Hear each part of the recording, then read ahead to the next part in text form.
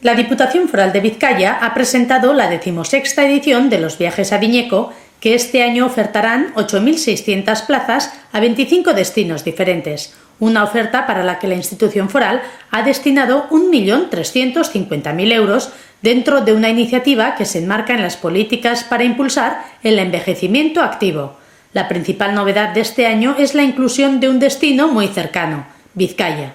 Bajo la denominación Bizkaitik Bizkaira, este destino ofrece 100 plazas distribuidas en 4 circuitos que permitirán conocer las comarcas vizcaínas, salud y gastronomía, tradiciones y oficios de Vizcaya natural, la cultura del mar y lo mejor de Bilbao Vizcaya.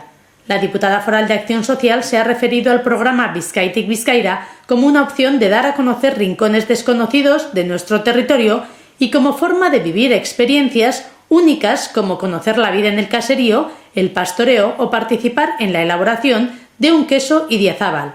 Además, a través de esta iniciativa se pretende reforzar el sector turístico de Vizcaya.